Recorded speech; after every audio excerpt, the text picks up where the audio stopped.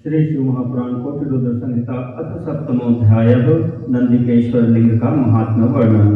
ऋषयोषु कथं गंगा समायाता वैशाखे सप्तमी दिने नर्मदायां विषेकेण सूतय तद्वर्णय्य प्रभो। ईश्वरस्य कथं जातो नंदिकेशो हि नामतः वृत्तं तदपि सुप्रीत्या कथयत्वं महामते। ऋषिगण बोले, हे सूत, हे प्रभो, वैशाख मास के शुक्ल पक्ष की सप्तमी के दिन नर्मदा नदी में गंगा जी कैसे आई थी, इसे विशेष रूप से बताइए। हे महामते, उस स्थान पर शिव जी नंदिकेश नाम से कैसे प्रसिद्ध हुए, आप इस वृत्तांत को भी अत्यंत प्रीतिपूर्वक कहिए। सूतवाच साधु पृष्ठमृके श्रेष्ठानंदिकेशाश्रितं वचः तदहं कथयाम्यद्य श्रवणात् पुण्यवर्धनम्। ब्राह्मणे ऋषिका नाम्नि कस्यचित् द्विजन्मनः सुता विवाहिता कस्मैचित् द्विजाय विधानतः। सूत जी बोले, हे ऋषि श्रेष्ठो, आप लोगों ने नंदिकेश से संबंधित यह बहुत ही उत्तम बात पूछी है। अब मैं उसका वर्णन करता हूँ। इसके सुनने मात्र से पुण्य की वृद्धि होती है। पूर्व समय में किसी ब्राह्मण की ऋषिका नामक एक कन्या थी। उसने अपनी उस कन्या का विवाह विधान पूर्वक किसी ब्राह्मण से कर दिया। पूर्व कर्म प्रभावेण पत्नी साहिब जन्मनः सुव्रतापि च विप्रेन्द्रा बाल वैधव्यमाविता। हे ब्राह्मण श्रेष्ठो, पूर्व जन्म के कर्म के प्रभाव से वह ब्राह्मण पत्नी पतिव्रत धर्म में प्रयाण होने पर भी बाल्यावस्था में ही विधवा हो गई। अथ सा द्विज पत्नी ही ब्रह्मचर्य व्रतान्विता पार्थिवार्चन पूर्वमेहि तपस्तेपे सुदारुणम्। तब वह ब्राह्मण पत्नी ब्रह्मचर्य व्रत के पालन में तत्पर हो पार्थिव पूजन पूर्वक कठोर तप करने लगी। तस्मिन्नवसरे दुष्टो मूढ़ं नामासुरो बली जयौ तत्र महामायी कामबाणेन ताडितः। तपन्तीं तां समालोक्य सुन्दरीमतिकामिनीं तया भोगं ययाचे च नानालोभं प्रदर्शयन्। उसी समय महामायावी मूढ़ नामक बलवान दुष्ट असुर कामबाण से पीड़ित होकर उस स्थान पर गया और तपस्या करती हुई उस परम सुंदरी स्त्री को देखकर वह अनेक प्रकार का प्रलोभन देते हुए उसके साथ सहवास की याचना करने लगा। अथ सा सुव्रता नारी शिव ध्यान परायणा तस्मिन् दृष्टिं दधाव नैव कामदृष्टया मुनीश्वराः। नामानितवती तं च ब्रह्मणि सा तपोरता अतीव हि तपोनिष्ठासि शिव ध्यानमाश्रिता। हे मुनीश्वरों, उस समय शिव ध्यान में परायण उस सुव्रता स्त्री ने काम भाव से उसकी ओर देखा तक नहीं। वह अत्यंत तपोनिष्ठ तथा शिव ध्यान में मग्न थी। अतः तपस्या में संलग्न उस ब्राह्मणी ने उसका सम्मान भी नहीं किया। अथ मूढ़ सदैतेन्द्र तया तन्वया तिरस्कृतः चक्रोध विकटं तस्य पश्चात् रूपं दर्शयत्।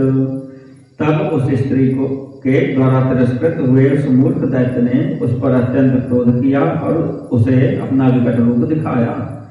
अथ प्रोवाच दुष्टात्मा दुर्वचो भयकारकं त्रासयामास बहुशस्तां च पत्नीं द्विजन्मनः।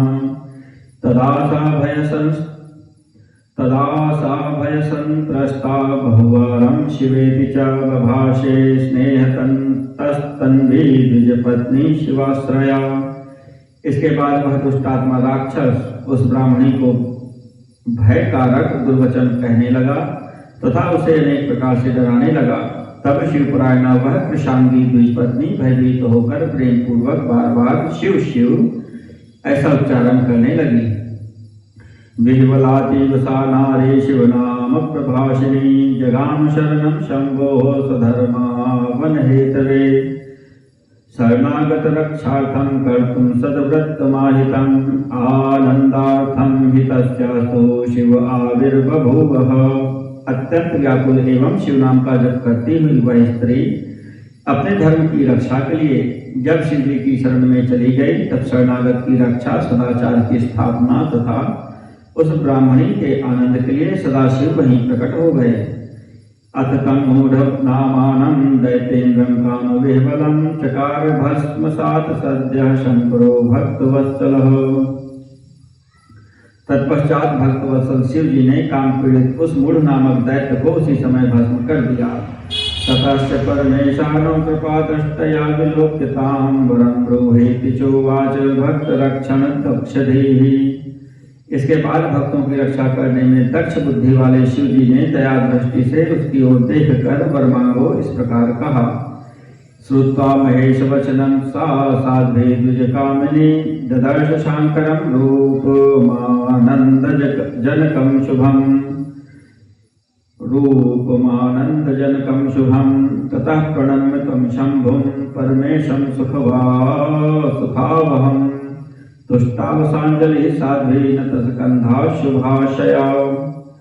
वह पतिव्रता ब्राह्मणी शिव जी के इस वचन को सुनकर उनके मनोहर तथा आनंदप्रद रूप की ओर देखने लगी। तदनंतर उत्तम विचारों वाली वह पतिव्रता ब्राह्मणी सुख देने वाले महेश्वर शिव को प्रणाम करके सिर झुकाकर तथा हाथ जोड़कर उनकी स्तुति करने लगी। ऋषि को वाच देव देव महादेव शरणागत वत्सल दीन बंधु तमीशानो भक्त रक्षाकरः सदा। ऋषिका बोली, हे देवदेव, हे महादेव, हे शरणागत वत्सल, आप दीनों के बंधु, सबके ईश्वर तथा सर्वदा भक्तों की रक्षा करने वाले हैं। त्वया मे रक्षितो धर्मो मूढ़नाम्नो सुरादिह यदयं निहितो दुष्टो जगद्रक्षा कृता त्वया। हे प्रभु, आपने इस मूढ़ नामक दैत्य से मेरे धर्म की रक्षा की और आपने जो इसका वध किया है उससे आपने संपूर्ण जगत की भी रक्षा की है। स्वपादयोः परां भक्तिं देहि मे ह्यन्पायिनीं अयमेव वरो नाथ किमन्यदधिकं ह्यतः। अन्यदाकर्णय विभो प्रार्थनां मे महेश्वर लोकानामुपकारार्थमिह त्वं संस्थितो भव। अब आप मुझे अपने चरणों में सदा स्थिर रहने वाली श्रेष्ठ भक्ति प्रदान कीजिए। हे नाथ, यही मेरा वर है, इससे अधिक दूसरा वर क्या हो सकता है। हे विभो, हे महेश्वर, मेरी एक और प्रार्थना आप सुने। आप लोक कल्याण के निमित्त यहीं पर निवास कीजिए। सूतवाच इति स्तुत्वा महादेव वशिका सा शुभव्रता तुष्णीमासात गिरिशा प्रोवाच करुणाकरः। सूत जी बोले, इस प्रकार महादेव की स्तुति कर उत्तम व्रत वाली वह ऋषिका चुप हो गई। तब दयालु शिव जी कहने लगे। गिरीशुवाच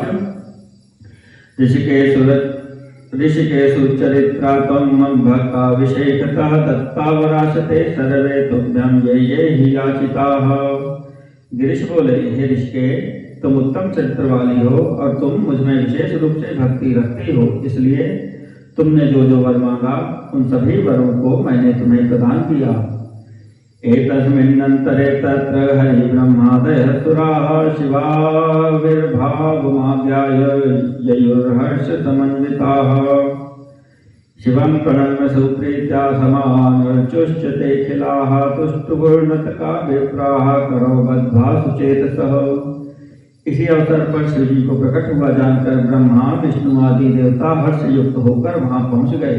हे विप्रो, उन सभी ने अत्यंत प्रीतिपूर्वक शिव जी को प्रणाम कर उनका पूजन किया और सिर झुकाकर हाथ जोड़कर प्रसन्न चित्त से उनकी स्तुति की। एतस्मिन् समये गंगा साध्वीं तां स्वरधुनी जगौ ऋषिकां सुप्रसन्नात्मा प्रशंसन्ति च तद्विधिम्।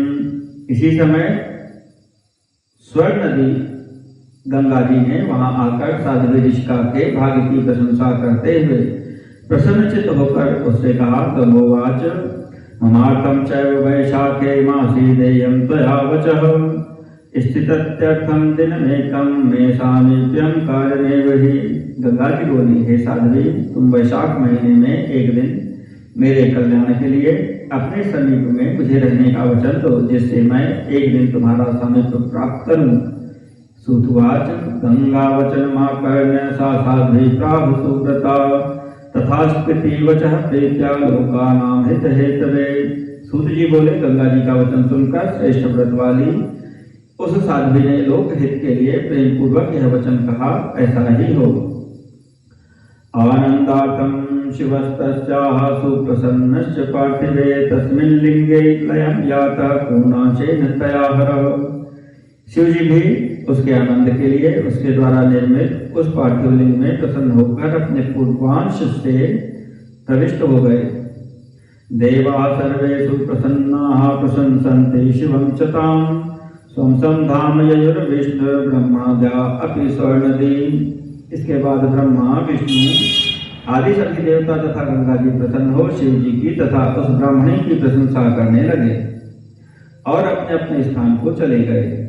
तद्दिनाथ पावनम तीर्थ मासेति ग्रशमुत्तमं नंदिकेशः शिवख्यात सर्व पाप विनाशनः।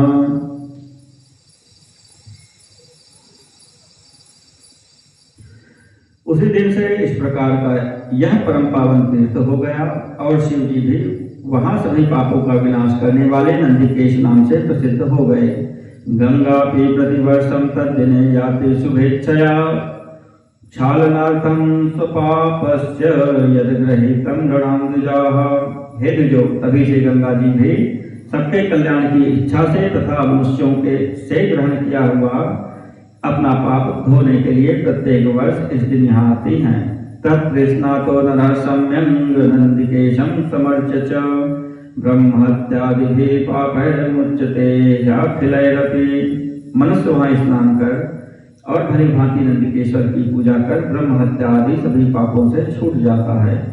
इति श्री शिव महापुराणे चतुर्थ्यां कोटिरुद्र संहितायां नंदिकेश्वर शिवलिंग महात्म्य वर्णनम नाम सप्तमोऽध्यायः।